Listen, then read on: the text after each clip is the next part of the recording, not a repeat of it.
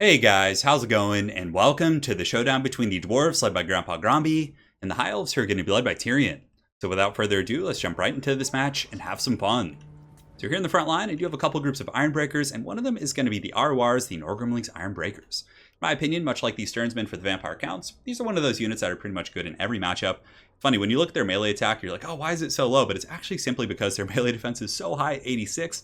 I wonder if that's the highest in the game. I think it probably is. Pretty much unbreakable. I mean, they can be broken, but might as well be unbreakable. And also 125 armor. So very cool stuff, but I like to use them to kind of hold up the high elf front line.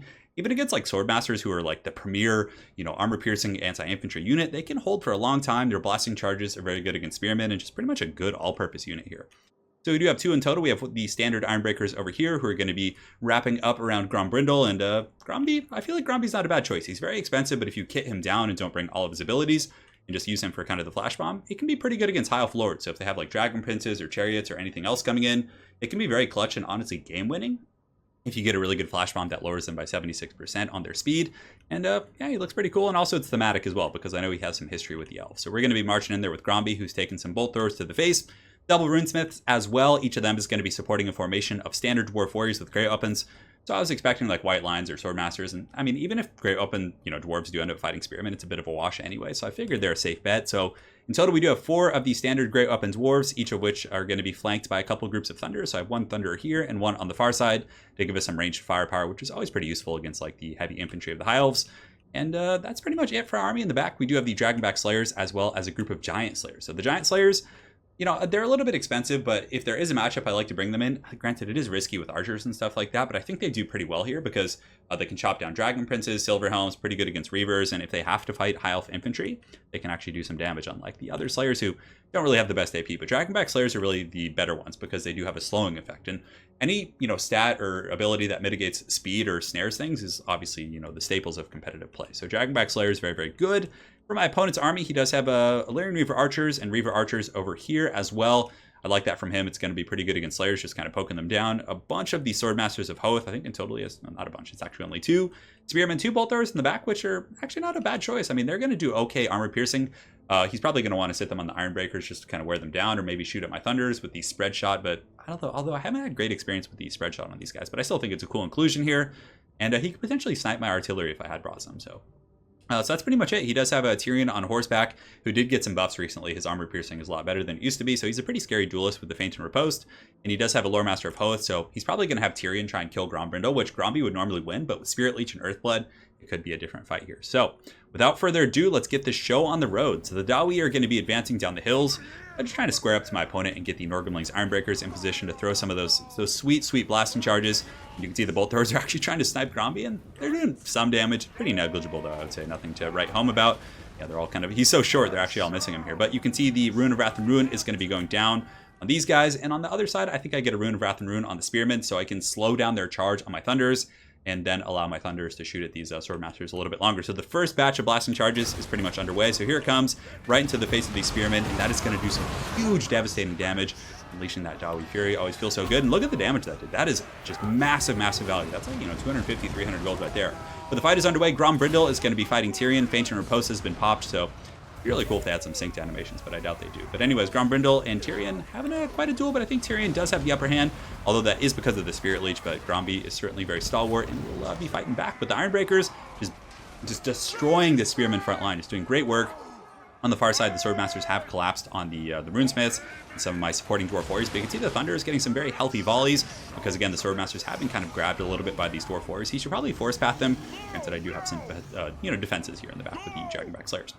In the meantime, my Thunders are going to be turning around to face these Illyrian Reavers. So for the first time, I actually did see them. So the Dragonback Slayers turning about face. These guys actually do have shields because they can like spin their axes in the air and deflect those arrows somehow, which is pretty Matrix. But thankfully, the Thunders do have the shields themselves, and they're not going to be taking a whole lot of damage when they're turning and facing them.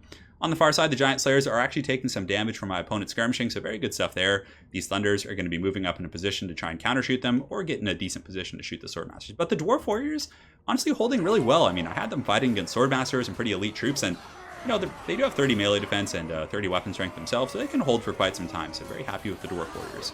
The duel is still underway in the middle, if I'm not mistaken. I think Grombrindle is around here somewhere, so he's actually been fighting Tyrion. And it looks like the tide has turned a little bit. Grombrindle laying an absolute whooping He does have the support of the Runesmith and some Dwarf Warriors now, even though the Bolt Throwers have been just sniping him all game. So I think that's part of the reason why the duel is going a little bit worse for GROMBY, but he pops Grumbrindle has no fear, is able to chase off Tyrion, so definitely doing some very good work despite taking Spirit Leeches and Bolt Thrower Fire. But you can see the Thunders on the hill providing Overwatch to their Lord, and you can see Tyrion is so incredibly low, he's going to be running. And let's look at his HP, 483. The Thunders are going to turn and hopefully get another volley. It looks like they were obstructed. I'm not sure if it was like these Giant Slayers, but they shouldn't have been obstructed there, so a little bit strange. But regardless, he's running with 483 HP. The Giant Slayer's hot in pursuit, not going to be able to catch him, unfortunately. But my other Thunders are going to notice him. They're going to turn around. And they should be able to either kill him or proc his Heart of Averlorn, which I believe he does have. But it looks like we're actually getting some shots here at the Swordmasters of Hoeth. The Hammer of Carrick Draz, really good for mitigating their effectiveness and yeah, doing pretty well. So Tyrion was broken. He's wavering. He's coming back now. And I think I might have been focusing somewhere else because it looks like he lived way too long. He should have been gunned down. But anyways, we're turning here. The Thunders are going to turn to meet Tyrion. Hopefully they can finish him off with that HP. It looks like Tyrion's going in for a last Samurai, so he's charging in, and all of a sudden, the Heart of Averlorn procs. You don't see that terribly often. And the bounce power went from being, like, in my favor pretty solidly to actually being even again because Tyrion was able to survive. He pops the feints and riposte, but these are Giant Slayers. Giant Slayers are no joke. These guys have, like, a bonus for his large of, like, 30 or something and massive AP, so these are, like, the perfect counter to Tyrion. You can see that he's going to be scurrying away there, which is going to be a little bit unfortunate. But all of my forces, my Thunders, are being amply defended here. But regardless, we still are taking some damage on these Dragonback Slayers, despite the efforts of their twirling axes here. The Thunders are providing some good shots here on Tyrion, still trying to finish him off. Bouncing Power is pretty much dead even after that Heart of Averlorn, and he was able to squeak away from the Slayers, and it looks like he's going to be going in for a charge on these Thunders. So here comes Tyrion, the Chad of the High Elves, with a glorious strike on the back of these Thunders. But, you know, it's going to take them a while to get through. Even the, you know, the Dwarf missile units are somewhat stalwart. Melee defense is 28, and they do have 80 armor, so they have some mitigation against Tyrion. In mainline fight, it's a little bit ugly. It's just kind of a brawl right now. The Norgrimlings, Ironbreakers, and some Dwarf Warriors are just teaming up here, but the Runesmith is surrounded, taking a lot of heavy armor-piercing damage from both the Swordmasters, as well as the Swordmaster, or the, what is that guy called? The Loremaster of Hoeth? Yeah, he's coming in there with his bonus for his infantry, and I do believe that applies to the Runesmith. Though he is pretty large, he still is infantry class. But the Dwarves were fighting a pretty desperate fight. In the back, though, we had a good situation. It's probably not the best use of these Ironbreakers, but there was an opening. I was able to break through the Spearmen very quickly. And from there, we pushed through with the Ironbreakers, and we got onto the Eagle Claw Bolt Throwers here in the back. So you can see that we're able to get back here and shut down both of these Bolt Throwers, which is huge because you can see they still have some pretty good ammunition. So that really needed to be done.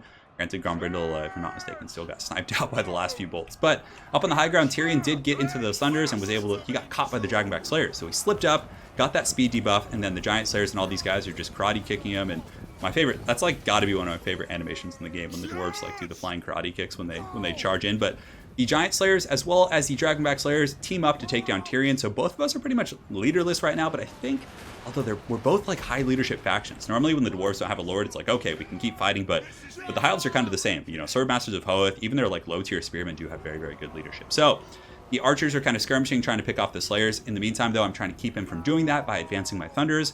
There's a little bit of a line of sight issue here. We're having trouble like getting, you know, both the range, I think, what, 140 and 145, so we do have better range here. But a little bit of an issue. Some of these Swordmasters of Hoeth are marching up the hill, going after our Thunders, so the Dwarf Warriors are going to intercept, and the Giant Slayers will be intercepting as well.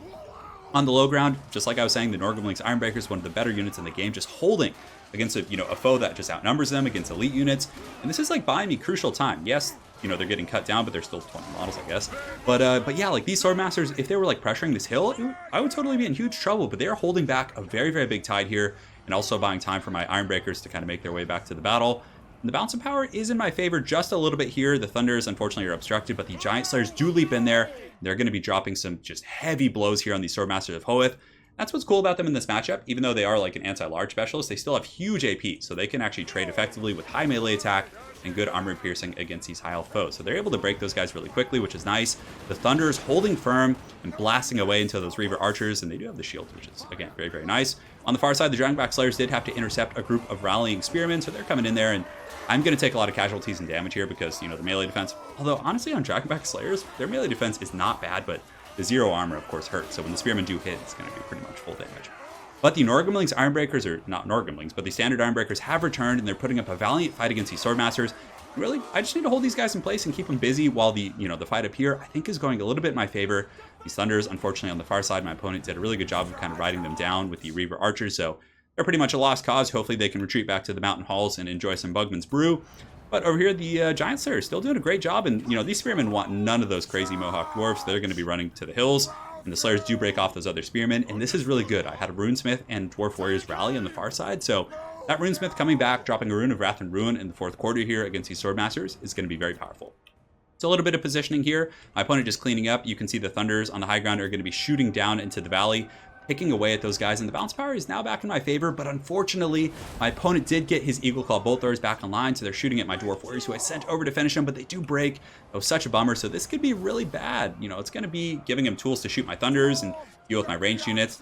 And here it was a messy fight. You know, these Ironbreakers were holding, but the Swordmaster's doing very well, but all of a sudden, Gotham's Reckoning coming in. Dwarven Karate Kicks. No, they don't seem to do the Karate Kicks as much as the Dual Axe variant, but where's that guy going? Where's he going? Is he just... I actually thought he was routing for a second. I was like, that doesn't make sense. He's a Slayer. But the Slayers collapse, doing massive damage, crushing the Swordmasters of Hoeth.